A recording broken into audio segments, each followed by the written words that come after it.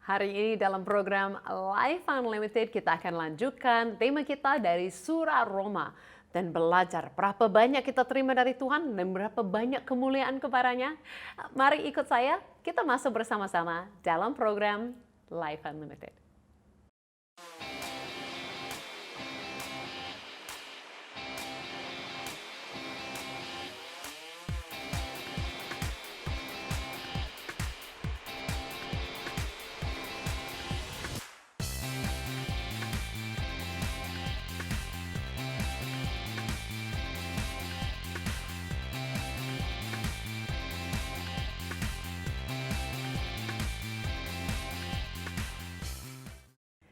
Ya, halo.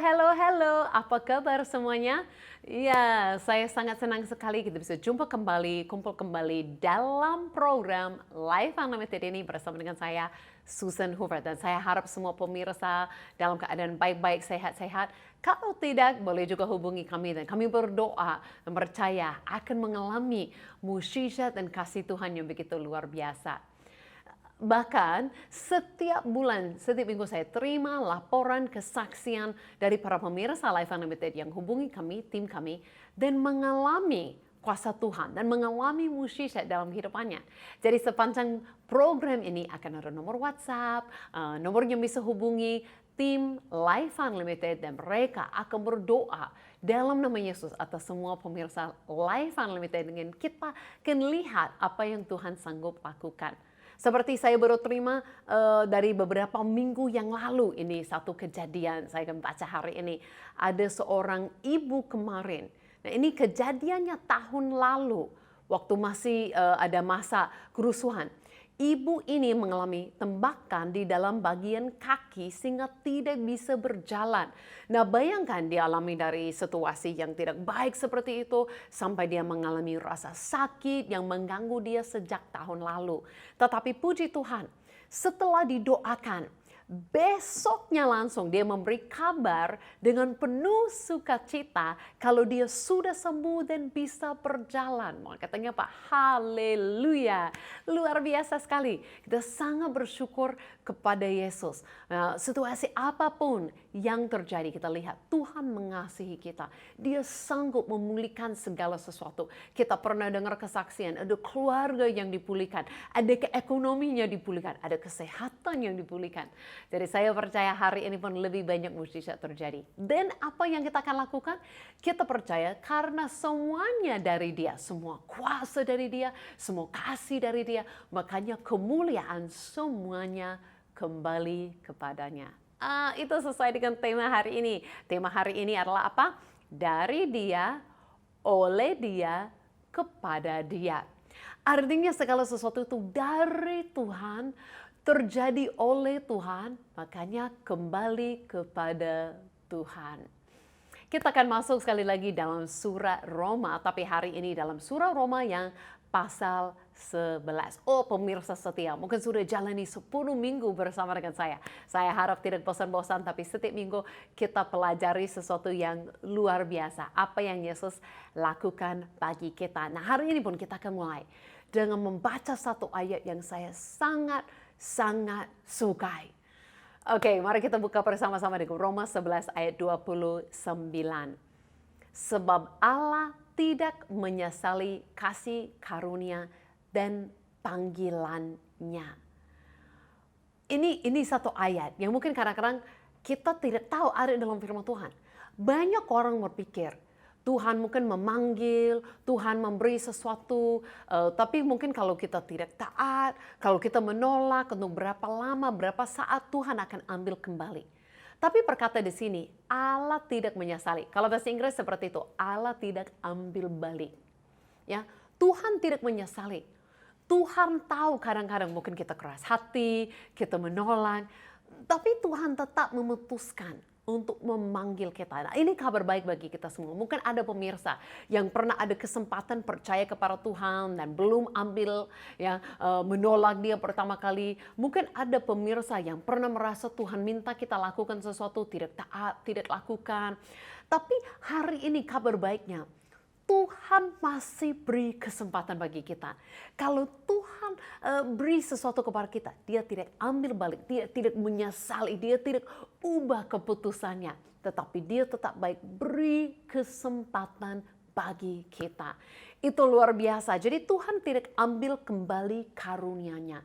Dia tidak ambil kembali kasih-Nya. Dia tidak ambil kembali ya panggilannya daripada kita. Saya bersyukur untuk hal ini. Kadang-kadang kita tahu kita melakukan sesuatu belum melakukannya. Mungkin kita pikir kesempatan sudah habis. Tapi ternyata Tuhan begitu baik. Masih beri oleh kasih karunia. Dia masih beri kesempatan. Semuanya dari Dia. Kalau kita coba-coba lakukan, kita pasti gagal. Tapi bersama dengan Tuhan luar biasa kasih karunia-Nya bagi kita. Nah, berkata pun ayat yang berikut, sebab sama seperti kamu dahulu tidak taat kepada Allah, tapi sekarang beroleh kemurahan oleh ketetaatan mereka.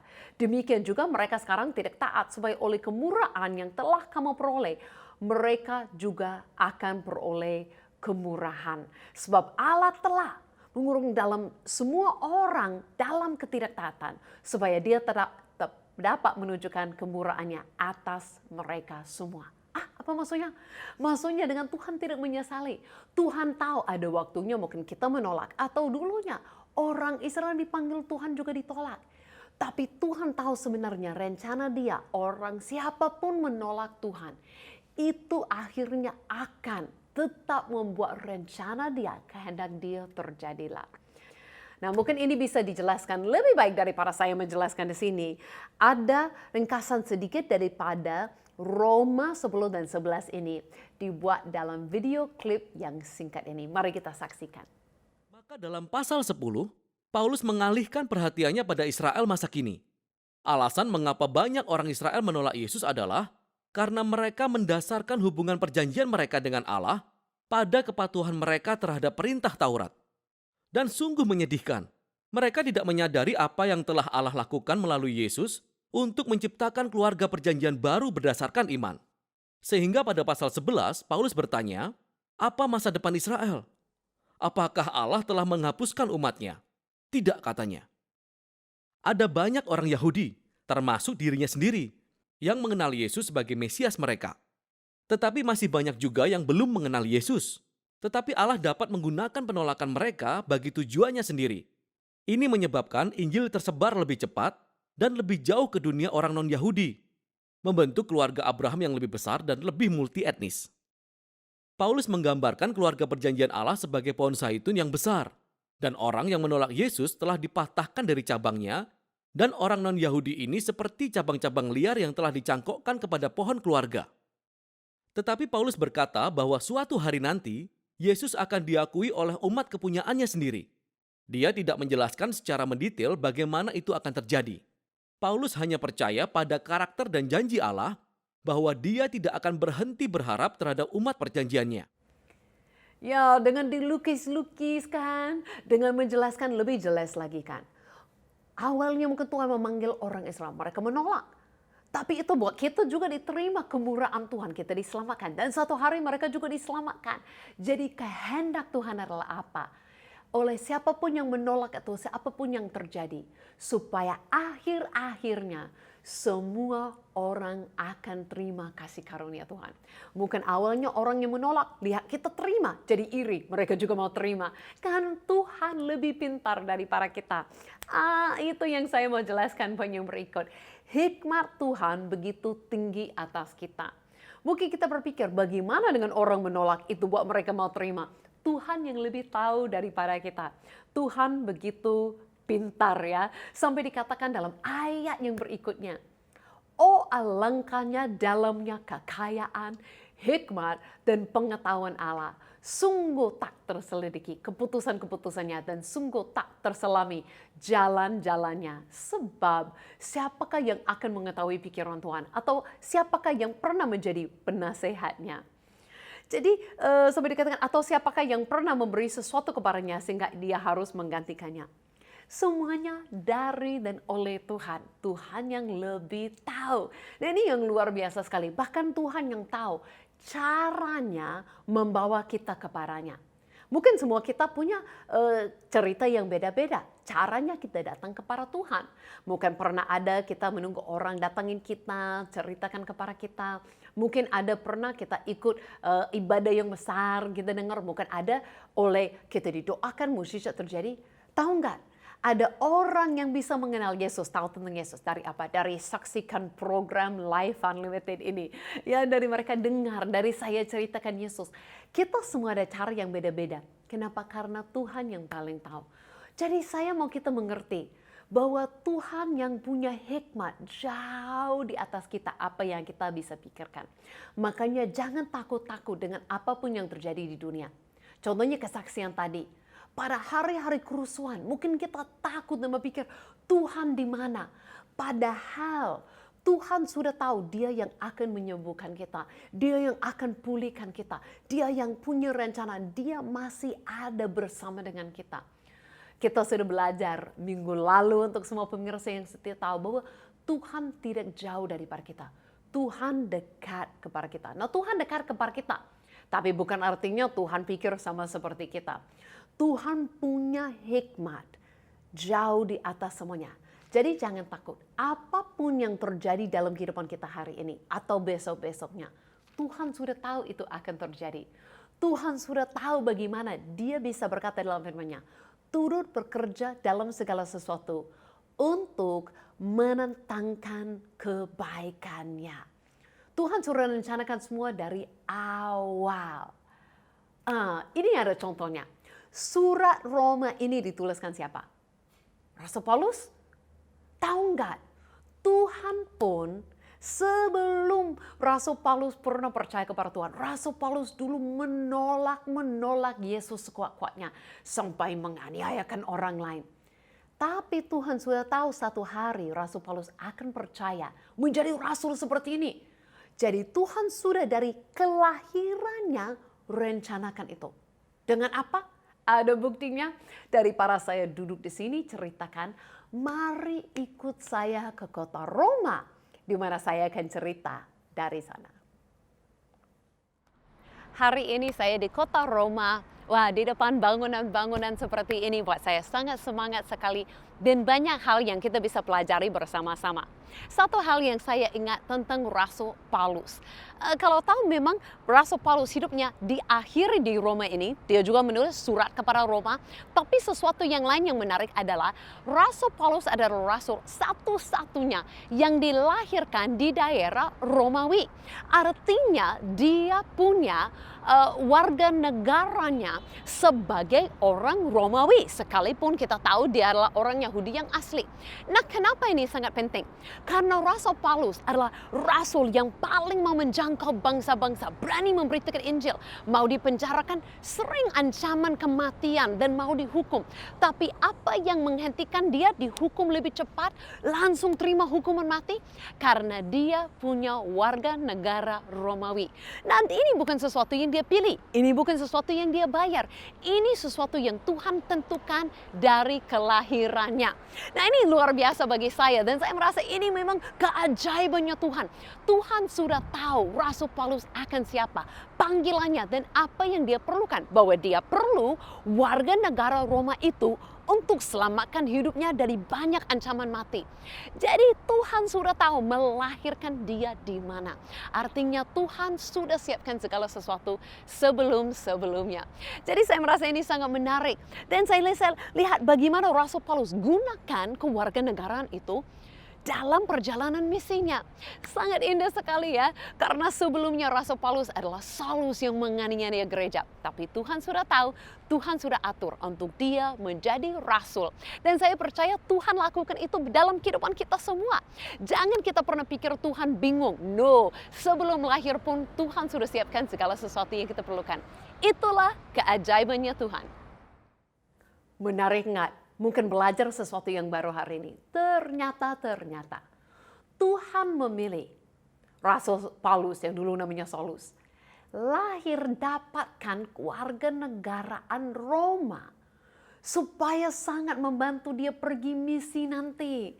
Oh, itu luar biasa sekali ya. Itu benar-benar mungkin sesuatu yang manusia tidak bisa rencanakan. Kan orang tuanya tidak tahu dia akan menjadi apa. Mereka berpikir mungkin dia akan jadi Farisi, ya bukan rasul.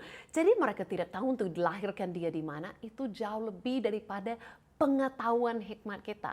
Jadi saya percaya bukan saja untuk Rasul Paulus, untuk kita semua. Kelahiranmu bukan kebetulan. Ya, itu semua yang Tuhan rencanakan tidak masalah. Itu Tuhan lebih tahu. Kadang-kadang kita pikir kenapa harus di kampung ini dengan keluarga ini, mungkin ada yang menyesal kenapa harus di Indonesia ini tidak di luar negeri. Tapi saya lahir di luar negeri, tapi Tuhan pindahkan ke Indonesia, kan Tuhan lebih tahu. Bahkan mungkin kalau mau tahu, saya pun merasa Tuhan yang memang dari saya lahir pun sudah punya rencana saya akan ke Indonesia. Bagaimana saya tidak mungkin memilih itu? Saya pun jujur aja, dulu saya diminta ke Indonesia, belum tahu Indonesia di mana, harus cari di peta dunia. Aduh malunya. Bagaimana tidak tahu Indonesia, bangsa yang begitu besar, cantik, indah, luar biasa, orang yang begitu baik. Dari semuanya saya tidak tahu, tapi Tuhan yang tahu. Contohnya, Rasul Paulus dari kelahirannya, Tuhan sudah rencanakan dia punya kewarganegaraan Roma supaya dia bebas nanti misi dan tidak dapat terima hukuman mati. Dia bebas beritakan Injil. Wow, luar biasa sekali. Dia bisa datang ke Roma, menulis surat kepada mereka seperti ini. Kalau saya tidak lahir dengan warga negara Roma, saya warga negara Kanada. Tapi apa yang saya terima? Waktu saya lahir, orang tua saya berharap saya adalah seorang laki-laki. Jadi dalam keluarga saya, mama papa saya, anak pertama mereka punya perempuan. Mereka kasih nama Aubrey, itu A. Anak laki-laki, keduanya nomor 2, mereka kasih nama Bradley, itu B. Nama orang bule semua ya. Nama anak ketiga itu perempuan. Mereka kasih nama Christy, itu J. Nah mereka sudah punya perempuan, laki-laki, perempuan, mereka rencanakan. Anak keempat itu akan laki-laki dan kami akan kasih nama David. Itu Daud ya. Nama David itu D, A, B, C, D. Perempuan laki-laki, sempurna mereka rasa itu rencana. Tapi Tuhan punya rencana yang berbeda. Saat anak keempat dilahirkan keluar, ternyata itu bukan laki-laki. Itu saya. Saya ini perempuan. Papa saya kecewa, dia tidak punya anak laki-laki yang kedua, punya perempuan yang ketiga, dan mereka tidak punya nama bagi saya. Akhirnya mereka minta kepada abang kakak saya, saudara saya yang lebih besar, kasih nama bagi bayi ini, gak ada nama bagi adikmu ini. Dan mereka kasih nama Susan. Nah tidak lama-lama kemudian, 3 tahun kemudian, mama saya melahirkan anak kelima dan itu sesuai dengan kerinduan mama papa saya. Mereka itu laki-laki dan mereka kasih nama David D. Coba pikirkan dalam keluarga saya. Namanya apa? A, B, C, S, D. Betapa saya dulu tidak suka nama saya. Betapa saya dulu marah punya nama Susan. Bagaimana ya punya orang tua seperti tidak mau terima saya, betapa nama Susan itu agak jarang bagi orang di Kanada. Tapi saya datang ke bangsa-bangsa di dunia. Saya pernah ke Amerika Selatan, ke Afrika, ke semua bangsa yang saya kunjungi. Mereka ternyata pakai nama Susan. Dan sampai-sampai di tahun 2003 saya datang ke Indonesia. Dengan semua teman-teman saya dari Kanada punya nama-nama sulit, nama-nama bule. Orang tanya nama saya bilang nama saya Susan. Tahu nggak yang respon orang Indonesia? Katakan apa? Itu nama Susan itu apa? Nama orang Indonesia. Dan saya merasa saya temukan tempat yang Tuhan sudah rencanakan bagi saya. Dari kelahiranku. Mama papa saya tidak tahu kenapa kasih nama Susan. Tapi sekarang saya sudah tahu. Karena Tuhan akan memanggil saya ke bangsa-bangsa, ke tempat seperti Indonesia. Jadi dia kasih nama saya, nama Indonesia dari kelahiran pun. Keren kan?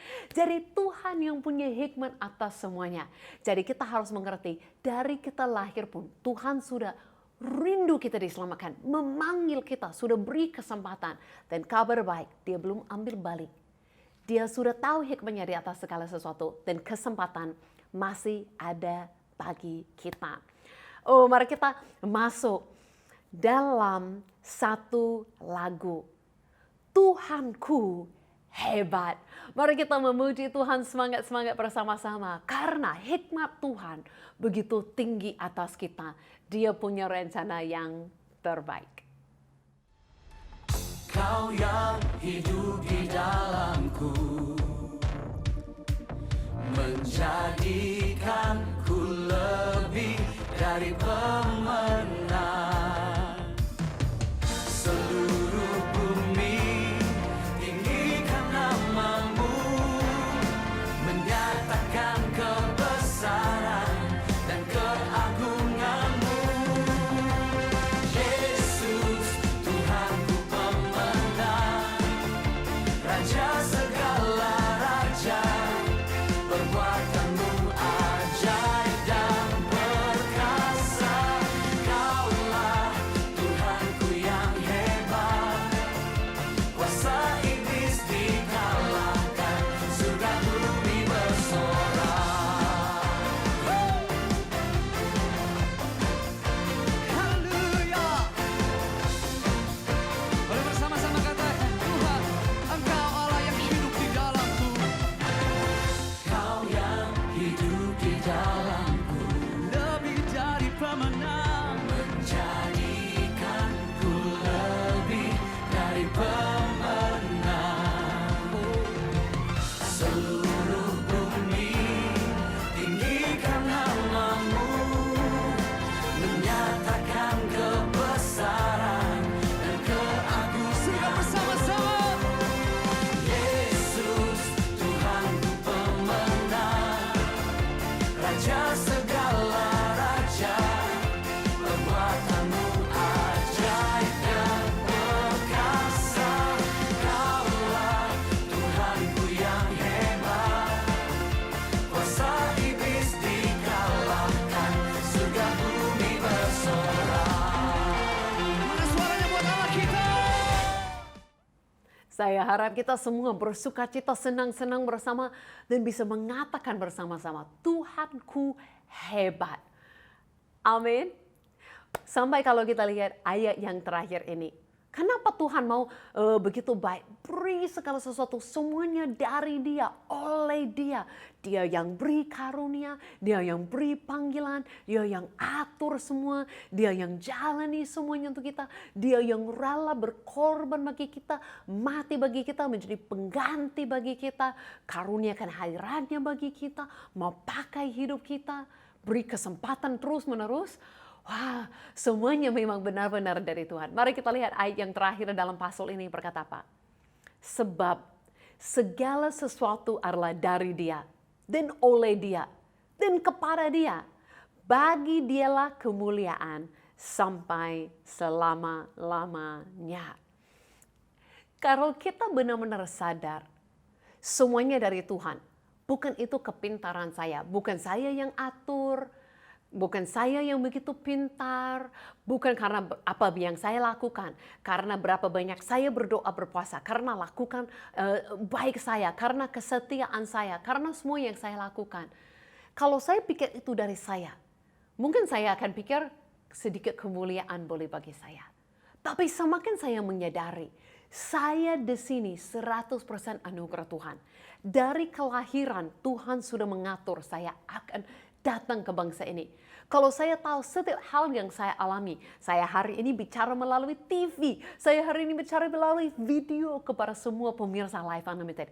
Itu semuanya anugerah Tuhan. Kalau saya tahu orang yang nelpon, orang yang WhatsApp, mukjizat bisa terjadi melalui WhatsApp. Itu tidak sama sekali karena kami siapa yang berdoa. Itu semuanya dari Yesus, melalui Yesus. Nama Yesus masih membawa kuasa hari ini. Kenapa? Karena Yesus yang mati, yang ambil setiap dosa, sakit, penyakit, kutuk semuanya. Adalah Yesus juga yang bangkit, mengalahkan itu semuanya. Dia hidup hari ini. Jadi semuanya hari ini datang melalui Dia, melalui nama Yesus ada kuasa. Makanya saat saya duduk hari ini, sampaikan ini semuanya. Saya tidak mau curi kemuliaan 1% pun. Bukan karena saya yang berdoa atau tim yang berdoa. Tolong jangan pikir ada perbedaan. Saya yang berdoa atau tim yang berdoa atau orang lain yang berdoa atau pemirsa sendiri yang berdoa. Tidak ada perbedaan. Kenapa? Karena semuanya 100% itu kuasanya, hikmatnya. Semuanya itu dari Tuhan melalui Dia. Makanya kemuliaan 100% kembali kepadanya. Bukan 50% Tuhan, 50% kita. Bukan bahkan 90% Tuhan, 10% kita. Tapi 100% dari Tuhan. Hanya kita ada bagian apa? Izinkan. Kalau Tuhan memanggil, kita sadar karunia-Nya, panggilannya. Kita ikuti, jalani. Belum sampai hari ini masih ada kesempatan. Kenapa? Karena kita belajar hari ini. Semua panggilan karunia Tuhan, Dia tidak ambil kembali. Tapi Dia beri kesempatan bagi kita. Hikmatnya jauh di atas kita. Dia sudah atur semua. Bagian kita ikut-ikut saja. Jadi karena itu semua yang dari Dia, biar semua kemuliaan kembali kepada Dia. 100% oleh kuasanya, kasih karunia-Nya, oleh namanya. Makanya 100% kemuliaan kepadanya. Makanya saya harap semua hari ini lebih lagi berani. Ambil langkah bersama dengan Tuhan. Lebih lagi berani percaya kepada Tuhan. Dia baik. Dia mengasihimu. Dari kelahiranmu pun Dia sudah mengenalmu. Dan Dia punya rencana yang baik bagi hidupmu. Kalau ada yang mau tahu lebih lagi tentang Yesus, boleh hubungi kami segera. Kami mau ceritakan lebih-lebih lagi. Apa yang Yesus sudah lakukan bagimu. Dan apa yang Dia sanggup lakukan bagimu. Dan saat ini saya mau berdoa untuk semua pemirsa. Sebelum kita tutup program hari ini. Mari kita berdoa. Yesus, saya berdoa untuk semua pemirsa hari ini. Biar mereka bisa menyadari betapa Engkau mengasihi mereka. Bahkan bagi hari ini, saat ini. Masih ada kesempatan Engkau beri bagi mereka. Engkau tidak ambil kembali. Kasih karunia-Mu masih berlaku bagi mereka hari ini. Setiap pengampunan-Mu, mujizat-Mu, panggilan-Mu masih berlaku bagi mereka. Mereka berharga kepadamu. Dan hikmat-Mu Engkau limpahkan kepada mereka. Terima kasih Tuhan. Kami terima oleh anugerah-Mu. Engkau baik, luar biasa baik. Dan semua kemuliaan kami kembali kepada nama-Mu. Di dalam nama Yesus kami berdoa. Amin. Amin. Kalau ada yang diberkati oleh program hari ini, segera hubungi kami, ceritakan kepada kami. Kami mau dengar dari para pemirsa semuanya. Dan kita akan jumpa lagi minggu depan dengan lebih banyak kesaksian apa yang Yesus lakukan. Sampai kita jumpa lagi, saya Susan Huber mau mengucapkan terima kasih dan Tuhan Yesus memberkati.